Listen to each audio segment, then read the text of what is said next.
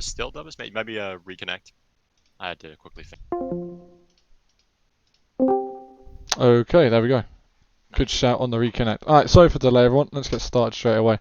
If anyone wants to record, please feel free to do so. We're going to be going through a slide deck, and then for one of the slides I'll transition to in-game because there's no way I can really describe it very well without being in-game. So okay, hopefully we've got everyone here who needs to be here. And can someone just tell me if you can see the screen? Yeah.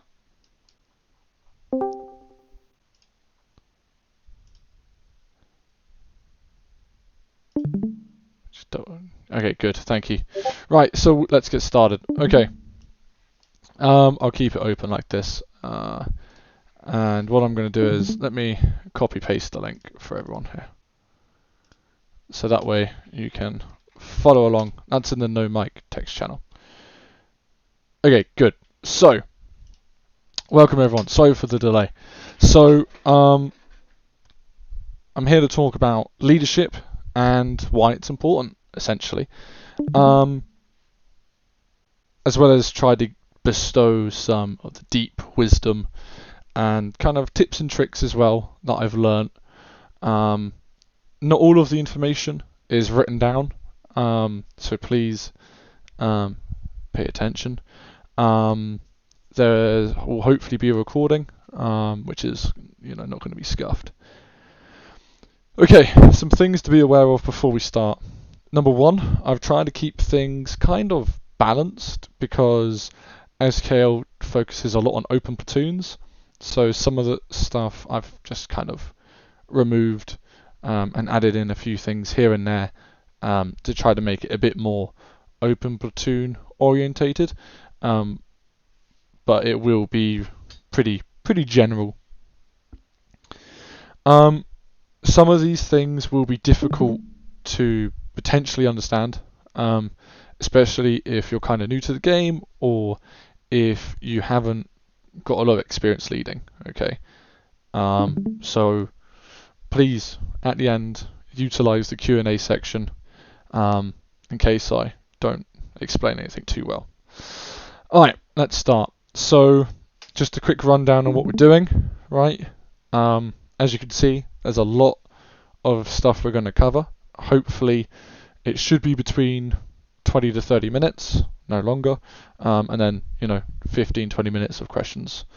I'm going to talk about who I am and why my opinion actually matters a little bit.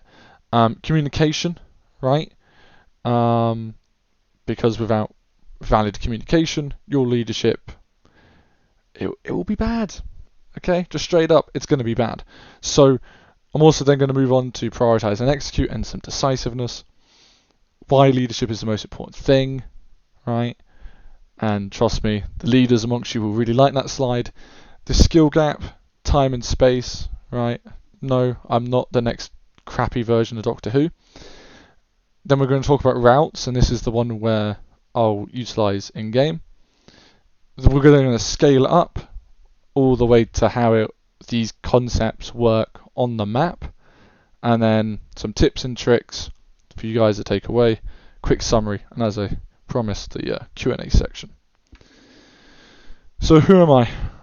I am Dubnus. I've been leading 2 outfits now, one on Cobalt, one on Emerald, for over a year now, and I've been the only FC for a North American team. Yes, I am British.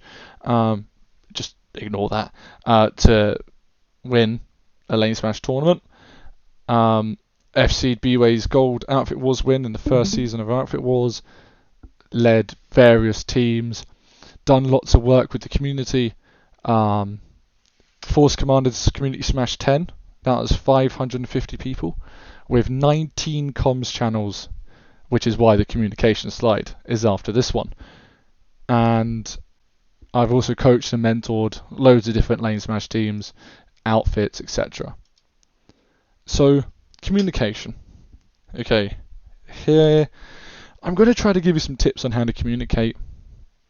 And look, this isn't going to be a very comprehensive slide, right?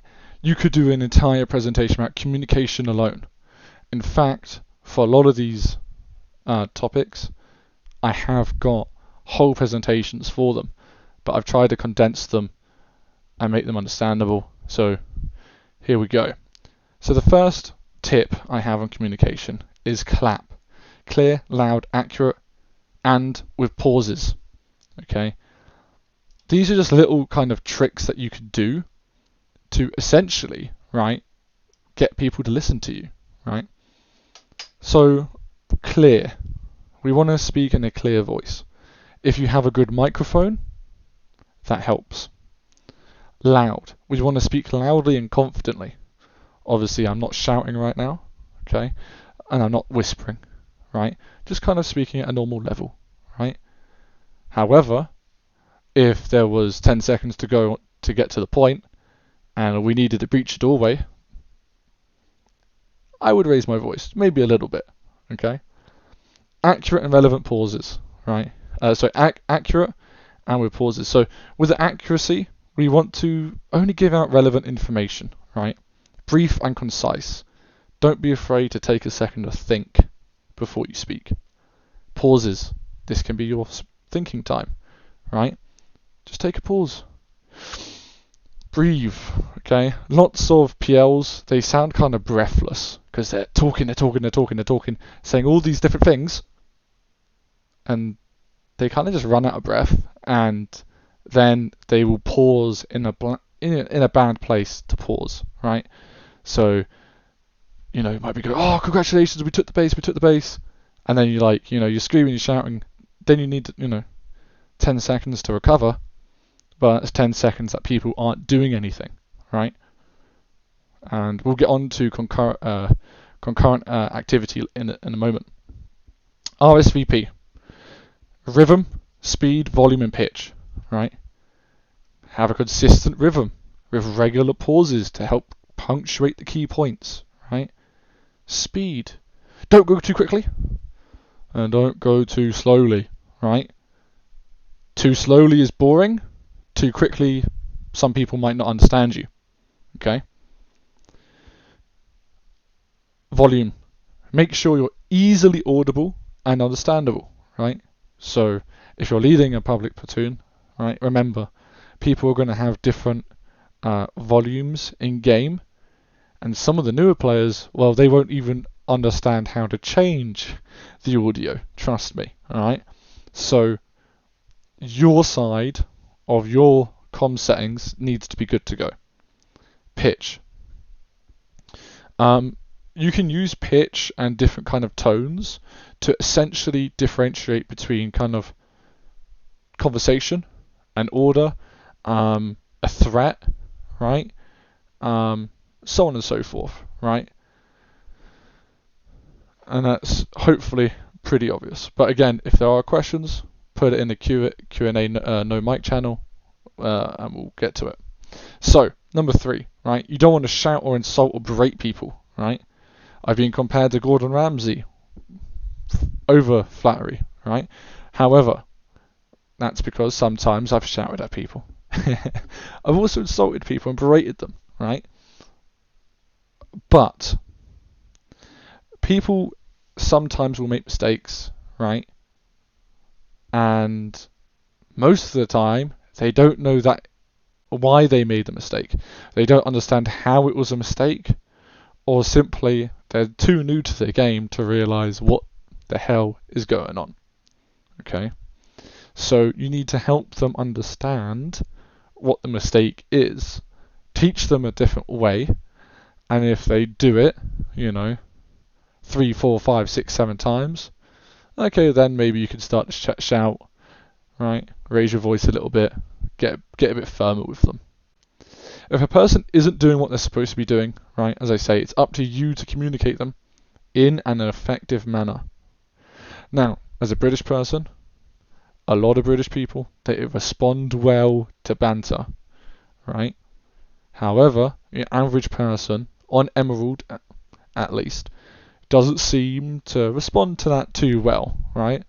So just be patient and work with them. Remember, if there's too little communication, things will go wrong because you're not giving enough guidance, right? And also, if communication is a two-way street, if there's no bottom-up communication, right, not just top-down, then you don't know what's going on as well, which means you can't help, right? However, if there's too much communication, for example, oh my god, I can't believe I died to that shotgun, it's not useful, is it? And things will go wrong because of it. So that's communication.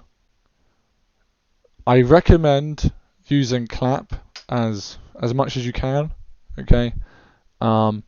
Because overall, if you sound like you're in control, then even if you're not, it doesn't matter, because you can just kind of normal face it and be like, everything's good, let's continue with what we're doing. So prioritize and execute and decisiveness, okay? I see public platoons moving slowly often, and new PLs, multiple problems will arise while you're leading. And they'll get really flustered, right? Oh my god, we're losing this base, we're losing that base, we're losing this base. Or, there's an armor zerg on this lane, there's a sweaty tryhard outfit on this lane, there's a ghost cap on this lane, I've only got 4 squads. What am I going to do, right? Got to try to win this alert. So first of all, you have to prioritize, right? What's the biggest problem, right? And then you try to solve it, right? And even if you don't completely solve it, right, you gave it a try and then you can try to work on something else, right? When you're executing on stuff, right, if the execution is really critical, you have to do it yourself sometimes. That's just how it is. Especially in a public platoon, right? To PL and squad leaders, if you're going to try to steal a base, for example, you might have to be the ones to pull the galaxies to make sure your squad gets there. Okay, because it's really important that that happens. And decisiveness. Some people here may have heard the term default aggressive before. Essentially, what this means is, your default should be, okay, we're going to attack the problem, okay? However, you don't want to say to your, platoon from Quartz Ridge that you're going to foot Zerg into Lowland trading post, right? Just because, it's default aggressive, let's go. That'd be dumb, right? Probably get some armor support, maybe some air assets, right? And do it that way, right? So there's a cheat code on decisiveness and wasting time, and it's called concurrent activity, right? For those here from B-Way who have been in my platoon, right, or my squad, they'll often hear me say the phrase, okay, good cap, right, well done, clear the enemy out of the base. Why I say this is while they're shooting things and staying busy, I'm looking at the map. I'm like, okay, did the thing I identify, 3-4 minutes ago, did that base flip? If so, how am I going to react to the new information I'm seeing on the map? Okay. Is the plan I had in my head, is that working? Or do I need to alter something? I'm doing all these kind of calculations kind of subconsciously, and then I'm deciding on what the best course of action is. The best squad leaders, they will do this in 5-10 seconds. People with less experience, they might take up to a minute, maybe 2 minutes, to be like, okay, this is the next base, put the waypoint down, this is where we're going, right? However, that's okay, or it's almost acceptable as long as your platoon is busy, right? So you might have players getting galaxies ready at the warp gate, for example, when you start your platoon, right? This way, as people fill in, they get in the galaxy. Your squad leaders can micromanage the squad classes, and this way, right, you can actually keep people occupied while you work out what the hell you're doing. So remember, a busy player is a quiet player, right? Most complaints in a platoon happen when people simply get bored, right? So, why leadership is the most important thing? So, first of all, quick definition on leadership, right?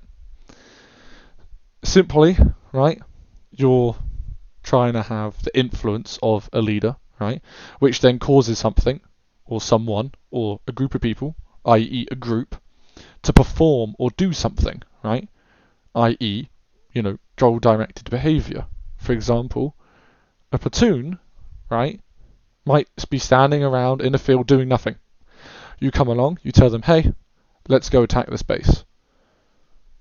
Without you, the leader, that might not have happened. The platoon simply might have disbanded. Okay? People may have left, got bored and left, right? But with you as the leader, a goal is implemented. You unify them around the goal, around your vision, and then stuff gets done. So, a really cool quote here is, if not me, then who? Right? Now, there's leadership in all aspects of life.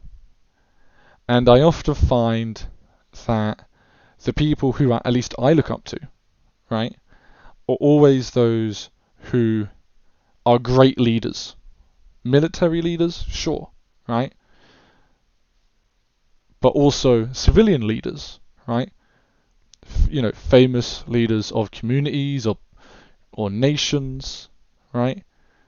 And, oftentimes these people will have books and everything else, and they'll say, oh, the key to leadership is this, right?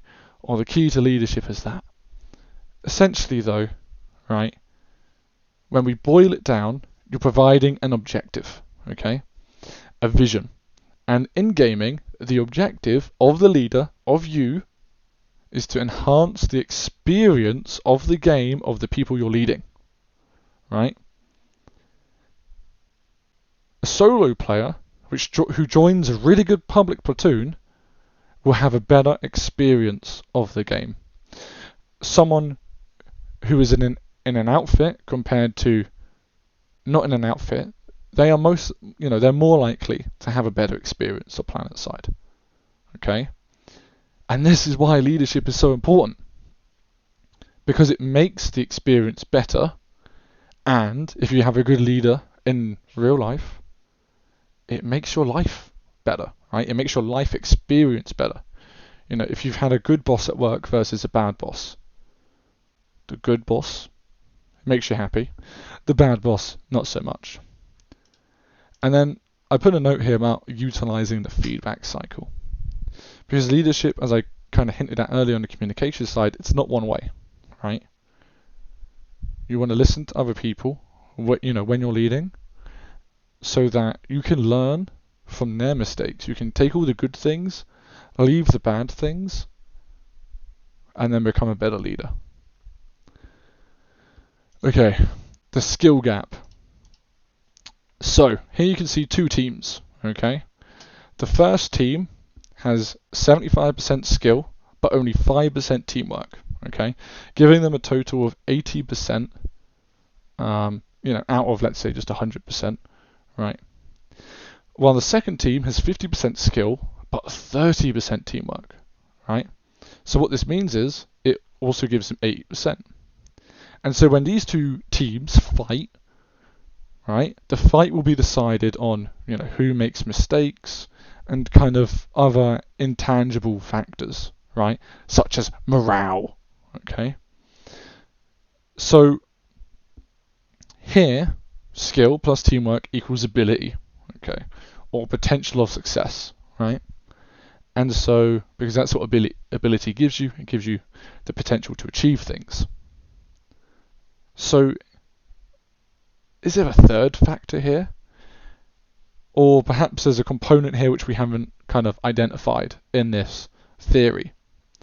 Simply, in teamwork, you don't necessarily need leaders. You can have a democracy. And well, of course, democracies work for perhaps politics. They don't always work when you're trying to lead a platoon, right?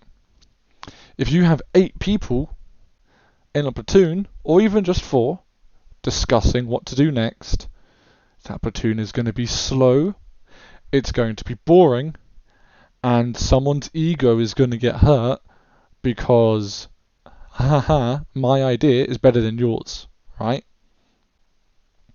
So, in teamwork, you need leadership for the most part, right? However, for skill, you could also have leadership, right? Because how do people get better?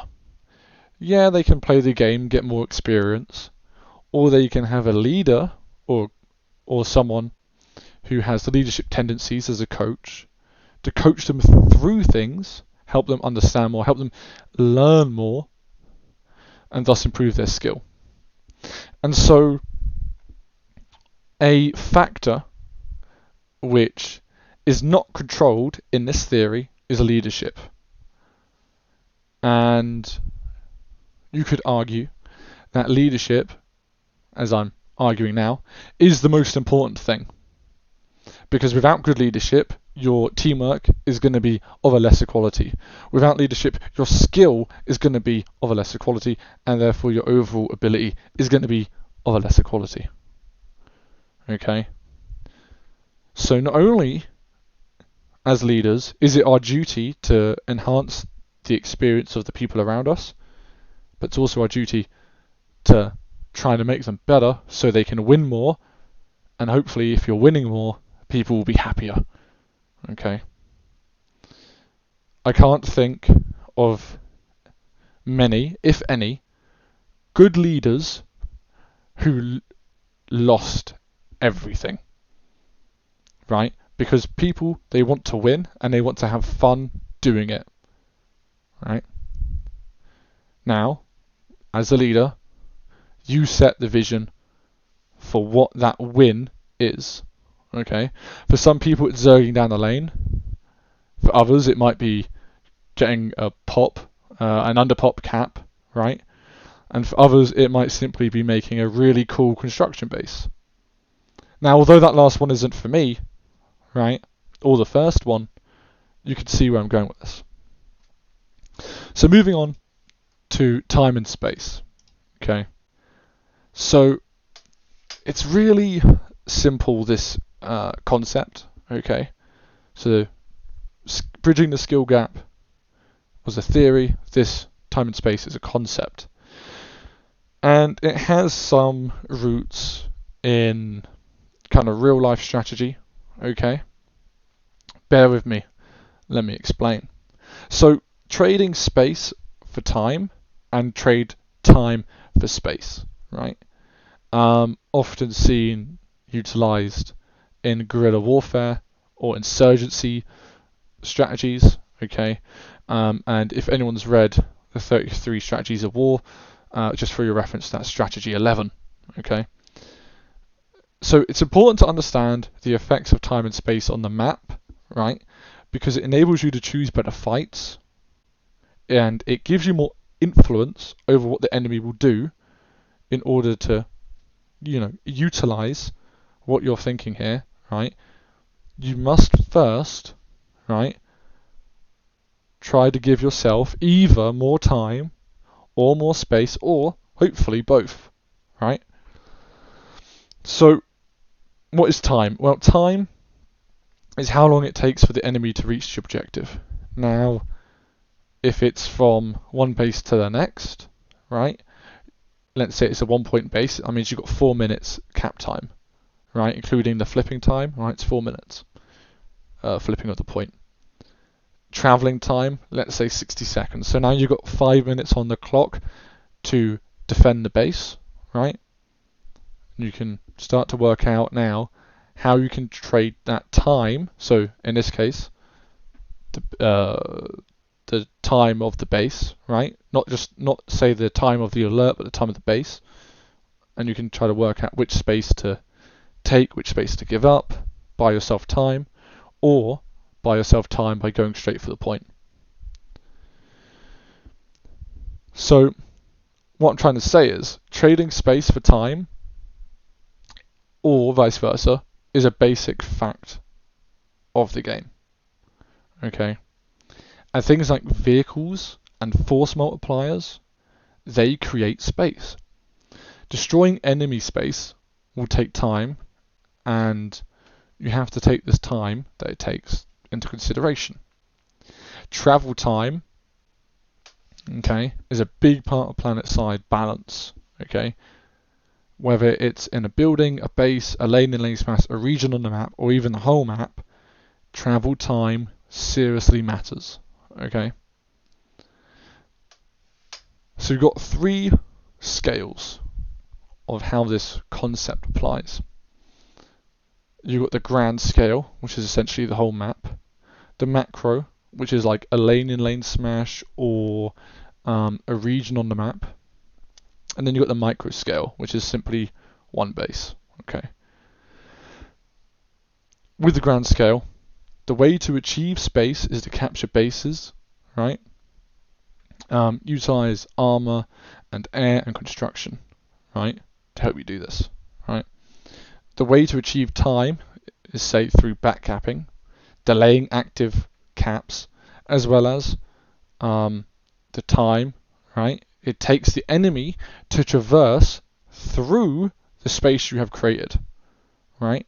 So let's say the enemy are trying to capture the palisade, and you've backcapped them on Briggs Labs, right?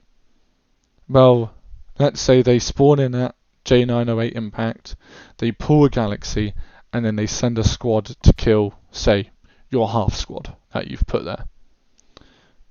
That, all in all, that will take about a minute, at least nowadays, without the quick pulling, okay? So see how you're buying yourself time, plus add on the time that you've put on the back cap. Now you've went from 1 minute to maybe 2 minutes. That gives you 2 more minutes to defend the palisade. Hopefully you guys are understanding what I'm saying here. I don't always explain this very well. So please, for the Q&A, any questions, please let me know. So by utilizing time and space effectively, the leader should be able to more accurately predict enemy movements, timings, as well as which fights they may, face a certain enemy composition, right? Between indirects and Quartz Ridge, we should always expect armor, then infantry, okay? Very rarely do we expect any kind of air force because of the open sight lines surrounding the lane, okay? So we're also kind of thinking about the terrain here as well. So the macro scale, as I mentioned earlier, basically is just a scaled down version of of what space and what time you're trying to control, right? As a PL, you may often just want to fight one faction, right? Let other people, other outfits deal with, the other, okay? And so that's when you're playing on the macro scale. When you're playing on the grand scale, you're playing the whole map, okay? Then when you're a squad leader, or even sometimes as a PL, you'll focus on just one base, and in which case, that's the micro. And it's all the same, right? Backcapping, delaying generator flips, delaying the point, so on and so forth.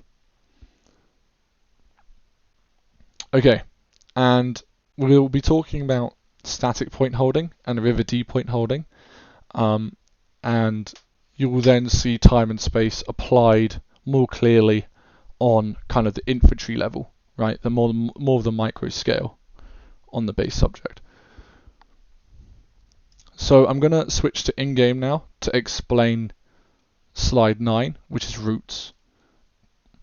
While I'm doing this, please make sure you write down any questions. Please give me some time to load my game because my PC is bad.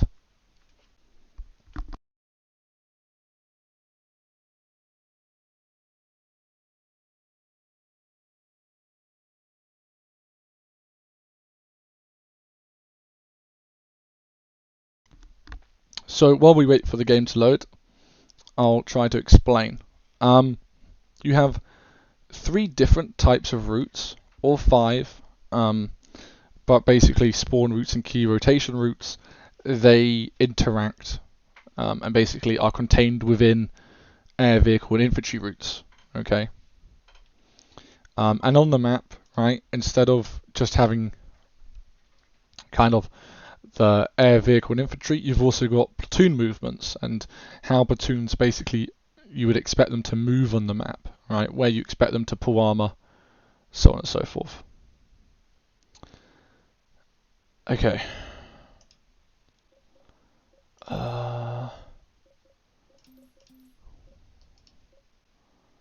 Okay.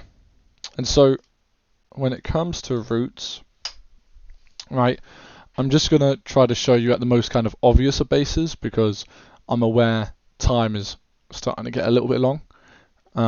So we're going to use an obvious base, one that you've all probably played at before, and that is going to be, let's do Indar Comare. Indar Comare is a really interesting base in terms of how combined arms should work and how rarely they actually do. So mainly because people don't bring enough combined arms, right? So I'm going to switch over to the game. Please let me know if you can't see it.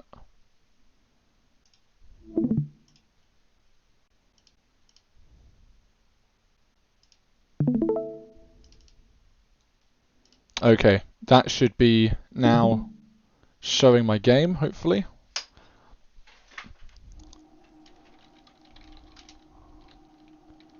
Okay, let's go. So, Indar Comare and routes. If only a few people have heard this before.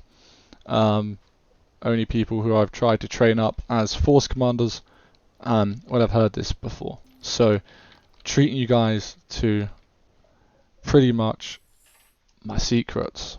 So, routes. Let's start off with air and vehicle. Okay, so air, it's pretty obvious, right? You might be like, oh, Dubnus, the air can come from anywhere, which is true. It can, right? Air operates in a 360-degree ability to attack a base. That is true. However, we can expect certain obvious pathings, right? For example, from J908 impact site, from Dahaka amp station, and from indirects, right? These places are, places we can kind of expect aircraft to come from. And then looking at other places, right? We have the Crown, Anatom Biolab, and have our databank, right? And so now, instead of looking at 360 degrees, right? Let's say we're the NC, right? We're now only looking at indirects, Dahaka amp, and J908 impact, right? So now we went from, say, looking at 360, we're now looking at perhaps 180, or a little bit more if you want to include the Crown. So that's your air route. Super simple stuff. There's more, you can expand more into air strategy, but for the sake of time, I will not. Vehicle. Okay, so here, vehicles are most likely going to come from the road, right? All the different roads, as well as anvils, right? We have to remember they're in the game now as well. And also, don't forget there are places where you might not think vehicles can drive up. For example, there's various places, actually at Indar Comare, such as here, where vehicles can actually drive up the hill, and then you can literally drive past the spawn room and create all types of mayhem. Okay. However, the most important thing for PL, right? Because that's, those two things are kind of obvious. I'm just kind of labeling them. The next bit, however, is not as obvious. We're going to look at routes on a micro scale. Now, the key infantry route here at this base is that. Let me show you why it is that. So, here we can access the point, right, whilst being in cover from the spawn room. Okay. Now, for this key infantry route is all to do with the point, okay, and how you can exert influence over the point. And then the route takes us up the staircase, through the open room upstairs, to the balcony. And again, because this base is somewhat unique, we can flip the point from the balcony, and that gives us our key infantry rotation route. Okay. So now you may be thinking, okay, that's great, appreciate it.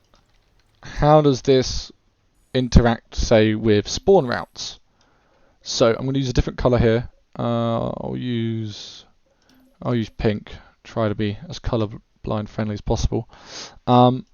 So here we have 3 spawn routes.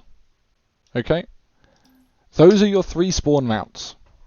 Now, can you see how the key infantry route interacts with that spawn route? Okay, we can contest them all along the point area. We can contest them as they try to push up, right? All along this point area, we can contest them as long as we have control of this kind of, half cube thing, half or 3/4 of the square, right? We can contest them. Okay. Now, if we put, say, the enemy, right, on, say, balcony, we can rotate, we can kill them. If we put them on the roof, we can rotate and we can kill them. If they are actually contesting the route itself, that's when we're in a whole lot of bother. And I guarantee that most people will have never seen Indar Comrade be capped without this route being controlled. Now, there's some exceptions and some technicalities to that. Oh, last second steal, or, we just collapse the point for the last 10 seconds, and so that way you're wrong. Well, I bet for the last 10 seconds before that, you were probably somewhere inside this route. So that's the spawn routes and the key rotation routes, okay? And essentially, along the entire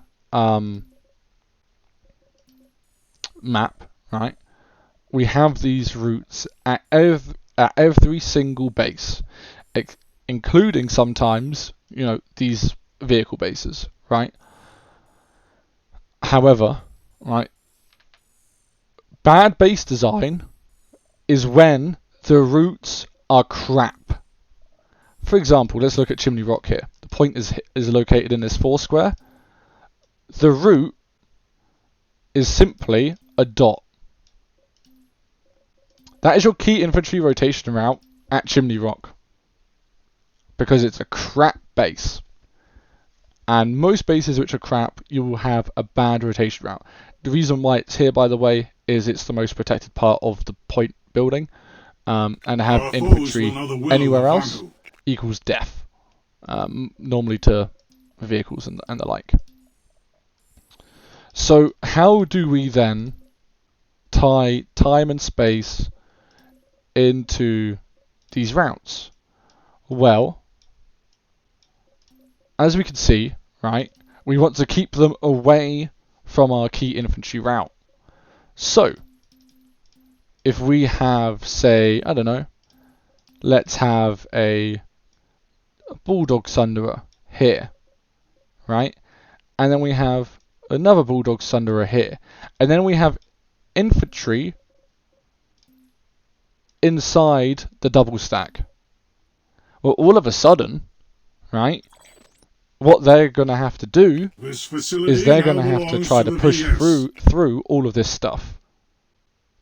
And what that gives you is time, and you've also created space, because instead of just holding the triple stack at the point, you're now holding the flanks, you're holding the double stack. And that is all space you can sacrifice for more time. Okay. With that being said, we're going to talk about kind of the point holding concepts, right, on slide 10. So let me go back over to the Google Slides.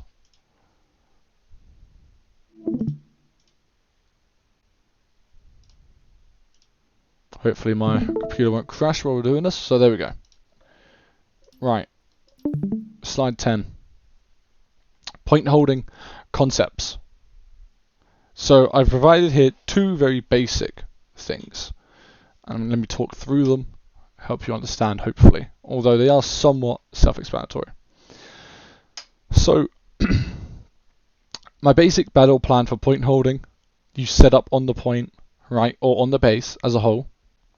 You then contact, and you either wait for contact, or you can actually pin the enemy, right, going back to Indar Conray, in the spawn room, for example, using the double stack.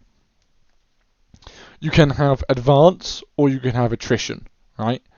If you're advancing, that means you're normally trying to pin the enemy somewhere away from the point building or away from the point. If you're fighting a battle of attrition, that means you're normally just staying inside that point building, or indeed that point room, and hoping you can survive the onslaught of whatever gets thrown at you. And lastly, you collapse the point if you need to. Okay, so what's static point holding? Well, static point holding is when you hold certain choke points in a building, and it's always in the point building, right? Which allows for your people, right, your people in your platoon or your squad to have a shorter rotation time. Again, going back to that key infantry route we were talking about, that rotation route, we're lowering the time it takes to rotate, but it allows for enemies to stack up and concentrate their forces around the building. Okay? So, the key is to create local superiority for you, right? So, if you're not careful, if you get surrounded with, say, 3 minutes left on the clock, you're going to have a problem. I'll explain how you can counter that in the next slide. River D point holding is simply where you push out, often creating a spawn lock, and essentially it means the enemy has to fight their way to the point room, okay? Which means you're trading space for time. Again, the time here being related to the base cap timer, okay? However, there's a weakness here. Inexperienced or kind of weaker players, they might just get absolutely blasted while trying to fall back to the point building on the point room.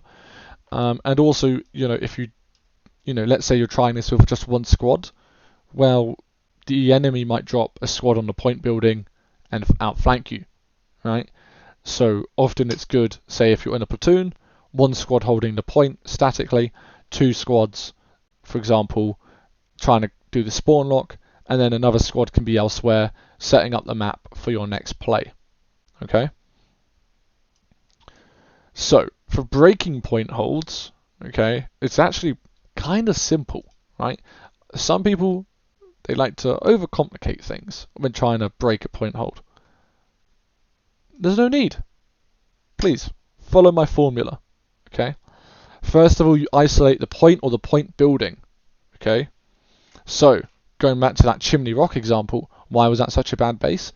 Because it's so easy to isolate the point, okay? And then we want to degrade the enemy, okay?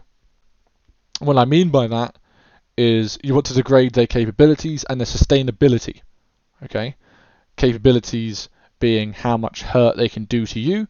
Sustainability is how much hurt they can take, how much hurt they can recover from. Right? For example, example of sustainability: number one, how many medics they have. Number two, how many res grenades they have. And number three, how much overall utility they have. Right?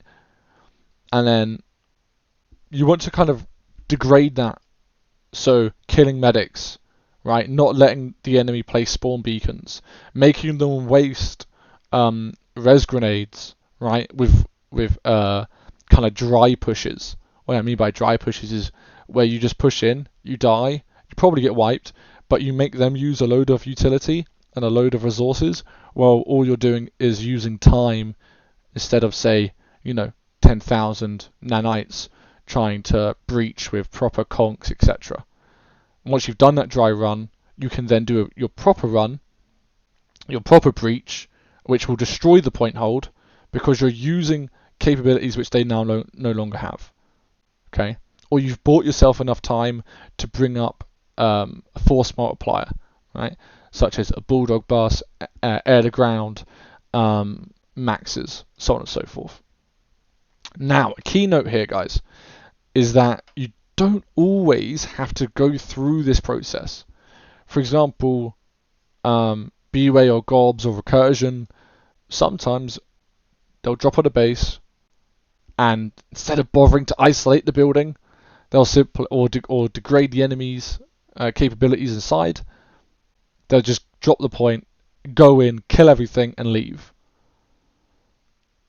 Now, why is that possible? Well, it goes back to the skill gap, right? If the teamwork with the point holders isn't there, then one of those outfits could easily do that. Just turn up, wipe them, and leave, right? Never mind to say, the obvious, perhaps, disparity in skill as well, right? Can't forget about that part. So, you can sometimes just go to number 3, clear the point first, and then you can work on repairing vehicle generators, clearing out the enemy spawns, so on and so forth. Okay, so you don't always have to do this step, but if you're struggling, it's a good thing to fall back onto while you try to think of something else. Okay. Right, let's try to go to the ideal point hold. We are kind of pressed for time, so I'm not going to play this video, but essentially it's from a lane smash practice, which I did a couple years ago, and it's in the Amarish Ark's cave, and essentially your perfect point hold has good sustainability, well managed rotations, and you want to be proactive and you want to be dynamic, right? So what would this look like on live? Really simple. Let's take, we'll take in.com. We'll keep using that base, right? So first of all, for the first 2 minutes of the cap, let's say, you've got 2 squads inside that forward double stack and around the area. You've got 1 squad on point, and then you've got 1 squad on the triple stack. Okay. However, with 2 minutes left on the base timer, your forward 2 squads, they're getting hurt real bad. So you order them back, right? Now let's say you have 3 squads in and around the triple stack and 1 squad on point. Okay. The reason why you bring those 2 squads back to the triple is so you can protect that key infantry route, right? You want to try to control momentum, okay? Control the momentum of what's happening. So then, right, as you're fighting, right, you can maybe do little pushes, right? So maybe you try to push in the left flank or you try pushing the right flank. Try to destroy the enemy as they're building up for a big push. And, as I'm sure many of you have experienced before, right, at in.com, when you're trying to defend it, someone will normally orbital strike the double stack or the spawn room. Now, what they don't realise is the kind of subconscious reason for this is to break up the enemy forces and to stop them from being in a position to where they reach critical mass and therefore being able to breach your point hold, right? So another example, right? Scarfield Reliquary. If there's an enemy squad drop on door 1, right, and you have 2 squads which can go deal with it, send them, kill that squad, come back inside. You've just taken 12 people out out the game, and now you're in a much better position than you were, say, 15 seconds ago.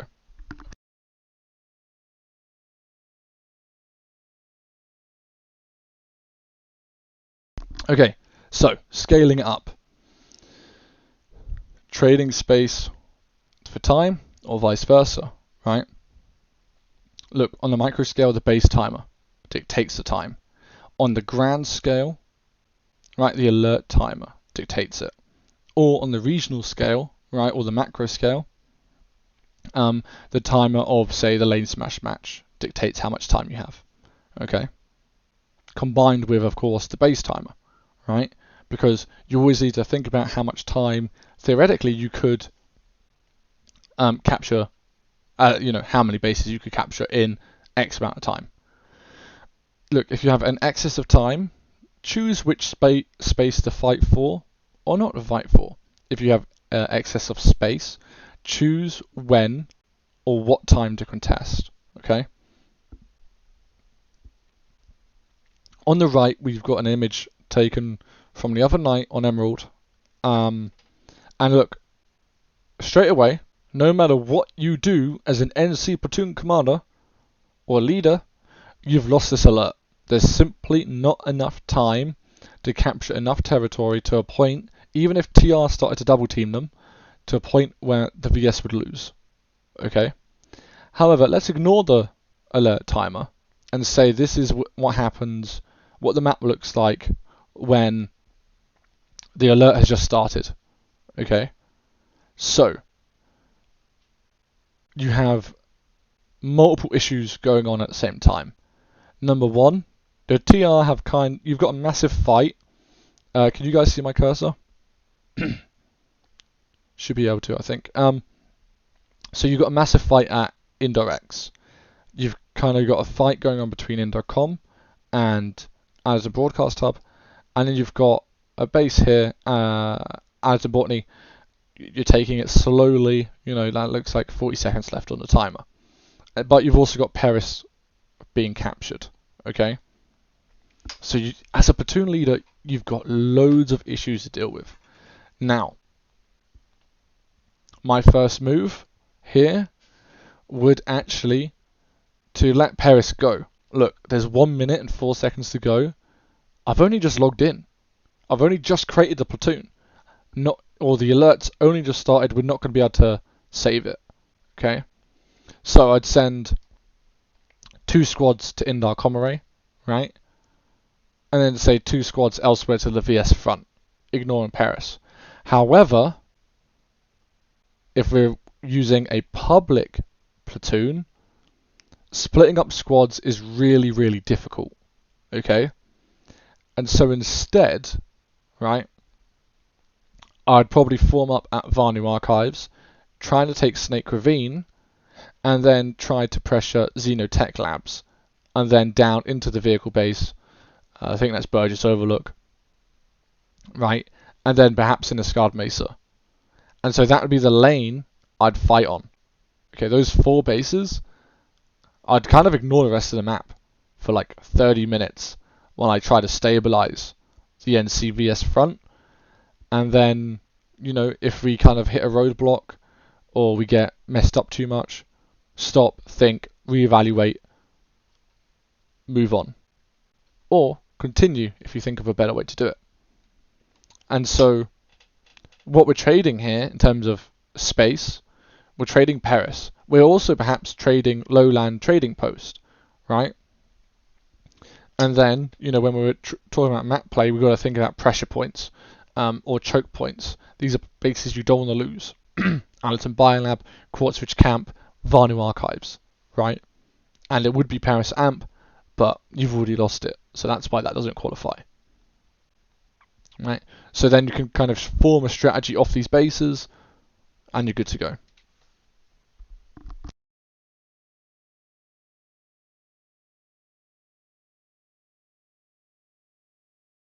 So, tips and tricks. How do you lead a platoon? 1, something happens, it triggers a response from you. Your next 2 steps are to communicate both down to people and people communicating up to you, right? Then you communicate whatever your plan is. That you explain, how you're going to adapt, and then you execute. Okay. Listen, complacency leads to failure. Okay. Most people will know this, right? Indeed, people in B-Way, right, get complacent. Kind of, maybe I won't, place that spawn beacon, or maybe I won't set up that sunderer, and we'll be good to go, right? We can just, kind of just rely on skill, and then get wiped, and then kind of go, oh, damn, that was just unlucky. No, most of the time it's complacency. Okay. When you're a leader, you need to be as knowledgeable about as much as you can be. Now, I don't know every base layout in the game. Okay? Don't remember them all. Especially not the OSHA bases. However, for the other 4 continents, I know most of the common bases. Right? I can kind of explain the layouts. Right? How many points they have, where they are, so on and so forth, just from memory. Right? I've been playing the game for about 2 years. Right? There are people who've been playing this game for 10 years, or whatever, how long it's been out, and they don't even know the base layout, right? So, don't be one of those people, right? Understand the game as well, right? You need to be able to, sometimes lead from the front, which means you've got to be able to kill things, which means, sometimes, right, when I'm breaching a point hold or breaching a building, and my squad is sitting outside being cowardly, I'll run in, I'll kill 2, 3, and back in the day maybe 4 or 5.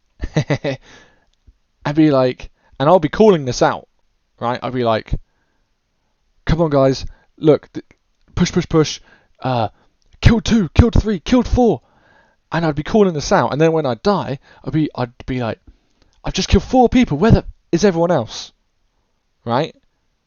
And this way you're kind of goading them into moving, right? The reason why you can utilize some goading there is because, and some somewhat bad comms, is because, hey, if your squad stays outside, you're going to lose. You're either all going to die, or you're going to lose the base, and then you're going to die. So you have to bear that in mind, that being better at the game puts you in a position to use kind of other leadership tools.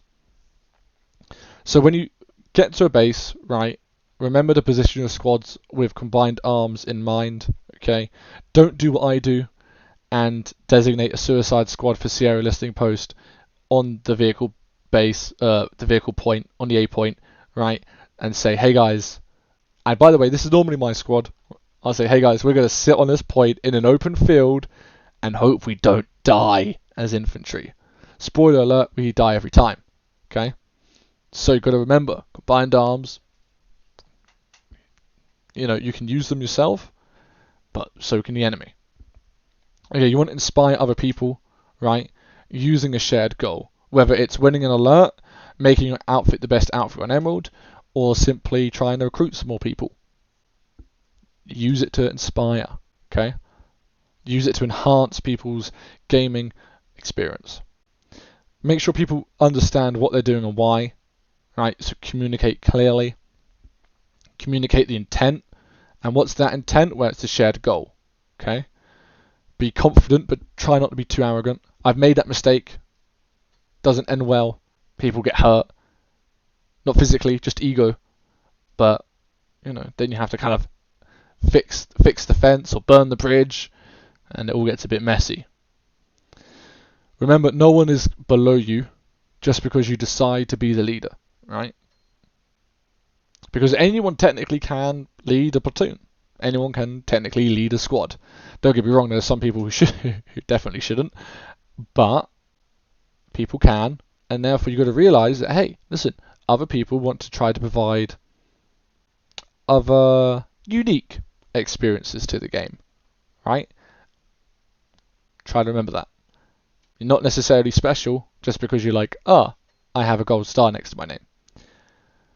Try to be decisive, okay? As I mentioned earlier, right? Concurrent activity while you're figuring things out, and then move, attack something, or defend it, right? Try to keep stuff simple, especially in an open platoon, right? Don't get really wild or crazy. But if you're leading kind of like, say, more experienced, more skillful people, you can get a little bit more crazy. And lastly, lead by example. Okay, so summary. Let's get after it. As the leader, you're responsible for everything, okay? I don't care if my Charlie squad lead fails to get a galaxy. That's my fault for not making sure that they had a galaxy ready to go.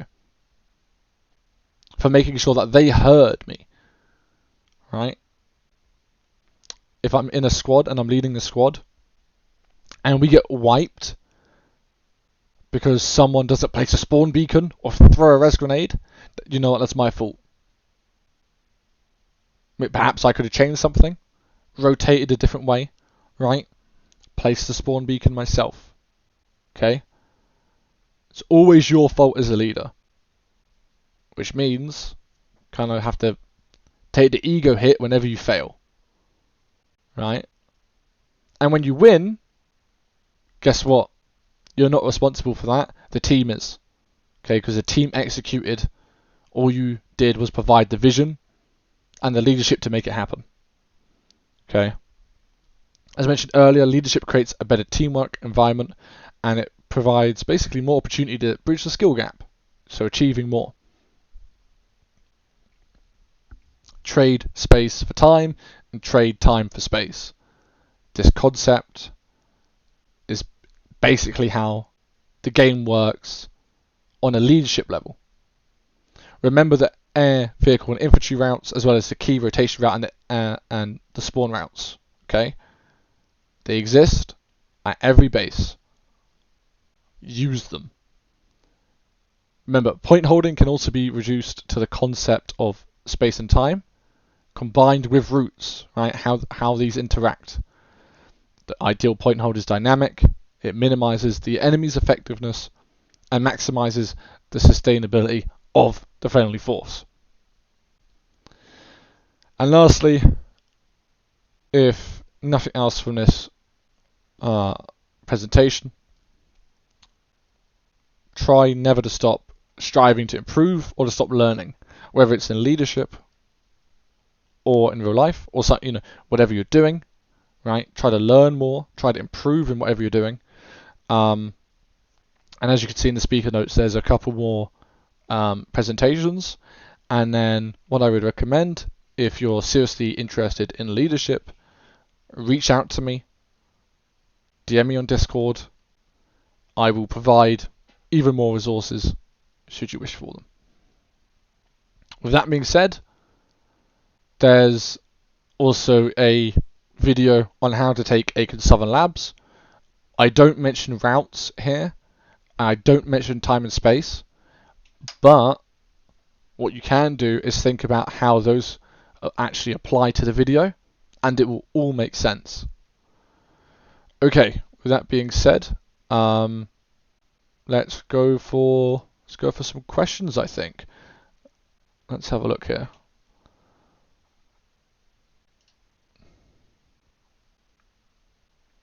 Okay. Do we have any questions? Let's have a look. So you can write them out in hashtag no mic. Just write out the question and I'll answer it once you've done it. And then if okay, It's a mentalities question. How does a leader get people motivated, having fun, doing something they may not prefer to do? So you want to kind of balance this, right? So let's say, you know, I need to take a B-way I need to take 2 B-way squads, or 3 or 4, and zerg a lane. Contrary to popular belief, we don't like that. We don't have fun doing it. Well, I explain to them the intent. Okay, why am I asking someone to do something they don't really want to do? Well, it's all to do with the intent. So in that example I gave about zerging the lane, it's so I can shift the map, right? And by shifting the map, I can create better fights to a point where no longer need to zerg. When I explain this to people, when I explain the intent, we're good to go. Okay, Kaztar's question. How does a leader gauge and manage the morale of a platoon properly? What should you do when the mood is starting to dip? Okay. So, gauging the morale of a platoon. If it's an open platoon, it's seriously difficult to do. Okay? Because most of the time in open platoon, people aren't speaking. They're not communicating with you. So you don't know if there's a morale problem or what, right? But let's assume, right, that we have no communications. It's just the squad leaders and the PLs talking, right? Well, one indication could be someone who was following you guys, your guys' leadership, right? The squad leads and the PL. Maybe they've been following for like the last 30 minutes pretty religiously, and then all of a sudden they're at another base doing something else. In this example, right, they're probably unhappy or they're probably bored, which means in terms of the management of that, either the SL or the PL or whoever is in charge needs to explain why you're doing what you're doing, and that, hey, listen, we need you here at this base because we need your help. Okay. When the mood's starting to dip, if you've already kind of explained the intent, people are getting frustrated and upset because maybe you're losing the alert, right? And you're like, okay, cool, we're losing the alert, or worst case scenario, we've already lost the alert, and people are blaming each other. Hear this on command chat all the time. Blame, blame, blame. Well, in your platoon, right, what we need to do, okay, is simply shift the goalposts a little, or give them an objective where we can kind of get some more, gratification, right? So if we've already lost the alert, let's play for some better fights. If we've had 3 tough losses in a row, let's go get us a guaranteed win by zerging the lane. Okay. Little things like this. At the end of the day, right, sometimes the mood can't be recovered. But if it's gotten to that point, something else has happened other than simply them losing motivation. Okay. Kura's question. What are some tips to break up a major zerg? Okay, so the map play, very simple. We'll go back to this map, right? Let's say, for the question, right, Paris Amp Station has 96 plus Vanu, okay? You've got SKL, VCATS, VSTD, and R18 all at Paris Amp Station. That's a lot of people, okay? How do we break up that Zerg? Well, we want to pressure what lattices we can. So, attacking Alatum Botany Wing, which is a southeast satellite of Alatum. Attacking Snake Ravine, which is the base that is connected to Vanu Archives, right? We start attacking them, right? 2 squads at each base, and then whichever base needs reinforcements, we move them, bouncing them between the two lanes. Eventually, it would probably most likely take Snake Ravine and Botany, and then you could send one squad to Ceres and then 3 to Snake Ravine, and then you bring in that 4th squad at the last minute to provide extra resonades and extra reinforcements on point. And so when you're trying to break up a big Zerg, you want to try to cut them off, or you want to spread them out on the map.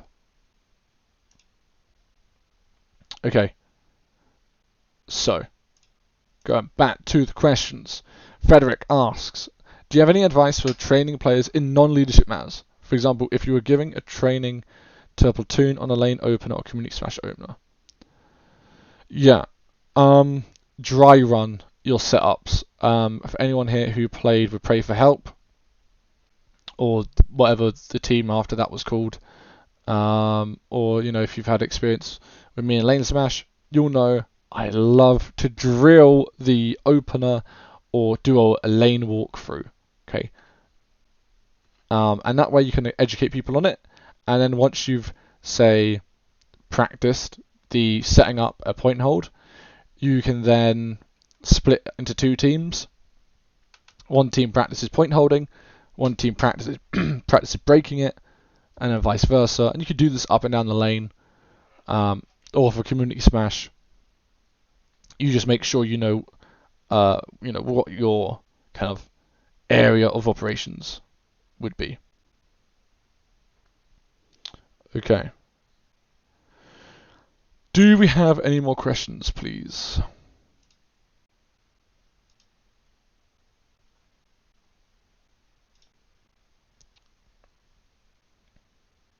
I know we've covered a lot. People are probably a little bit tired. But if there aren't any more questions, give you guys a couple more minutes to write them out. And then we'll be looking to wrap up here pretty soon.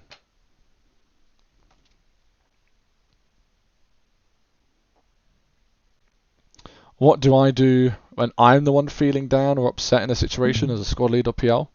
It's a really good question. That actually happened a few weeks ago. Feeling pretty burnt out on Planetside. Okay. Just hated playing.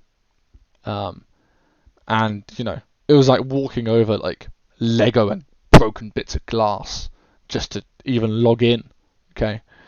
And when you're leading, that attitude, no matter how much you try to hide it, most of the time, for most people, it's going to leak out, and you might snap at someone, or you might lose a base, and you might say out loud to the platoon, accidentally, you might just say, why even, bloody bother, right? So when that happens, right, in the situation a couple of weeks ago, someone else logged in who could lead the squad, and I said, hey, listen, I gave it my best shot. It's been 30, 45 minutes. I just hate the game tonight. I just can't play it. I can't lead the squad. You're going to have to do it because I am not enhancing the experience of my squad. So that's quite an extreme example of kind of just passing over leadership, okay? Because most of the time, some people, they might not recognize they're upset or feeling down or they're angry. They might not actually recognize that. And so the first step is actually to recognize it and then try to think of a solution, right? The end solution is giving up the leadership role to someone else, or kind of the middle ground between that is kind of taking a break, right? So go overpop a fight for 3 minutes, try to calm down, right? Try to clear your head, detach a little bit, work out what you're going to do next. Trying to think of something which will be fun not only for the people you're leading, but also the people, but also for yourself. So that's a really good question, and it's quite tough, but at the end of the day, you got to recognize it, and then sometimes you just got to hand over the reins if you're in a real bad spot.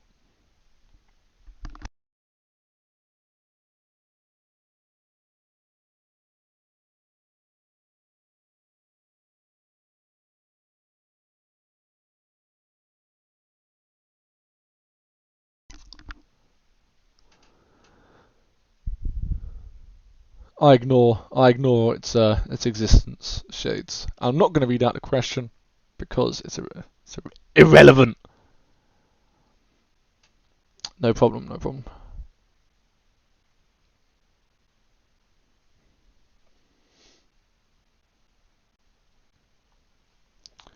Okay, people have a minute or two to write out questions. If there's no questions within the next minute or two, I'll stop.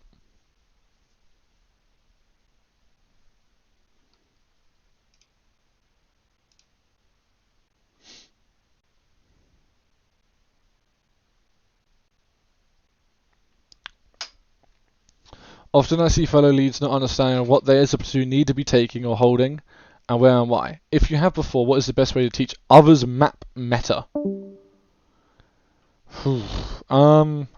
Teaching other people map meta. First of all, do they want to be taught your perception of map meta? Do they want to be told how you think the map should be played, or how your vision of the map works? If they do, and both sides put away the ego, maybe there's a discussion there to be had. Most of the time, this will not happen over, say, command chat, but would most likely be more successful in a private conversation in, say, Discord DMs, right? Or even better, a Discord call, right, where you can talk to one another, rather than typing stuff out, because sometimes when you type things out, sarcasm or whatever gets lost, so on and so forth. Okay, how do you deal with other platoon leaders from command who are not wanting to help with objectives? It's not your duty to lead the whole faction, okay? Not unless you're playing Community Smash, okay? You can only control the people who you're friendly with or who you're working with in that moment, okay? Including, say, joint ops, right? You can't say, hey, I need Winter Gaming to attack this base if you're some random PL who they've never heard of, right? So as a leader, right, what you want to do is you want to try to create some rapport between yourself and others, right?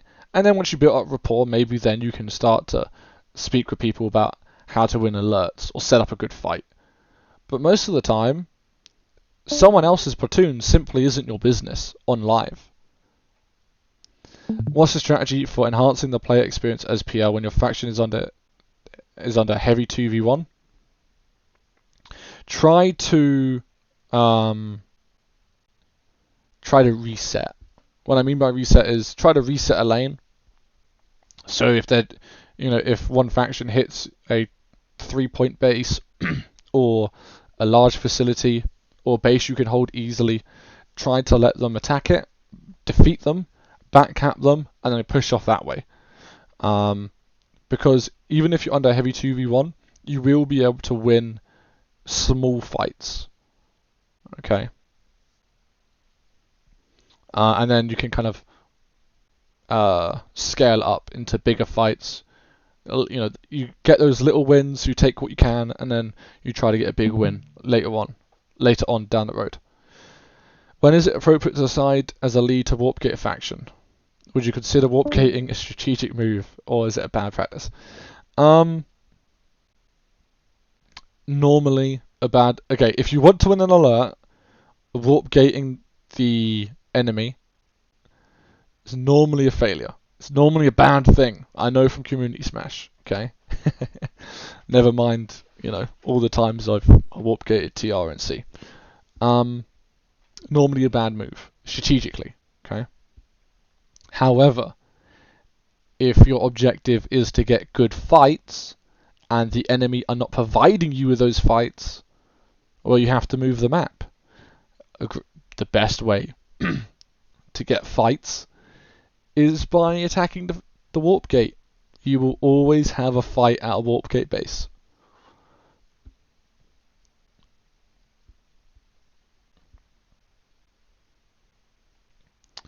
Okay, I think that's all the questions. I've got a 60-second timer for people to type things out. No, that's an irrelevant question. I'm not. For such questions, you need to speak with Madman. Shades.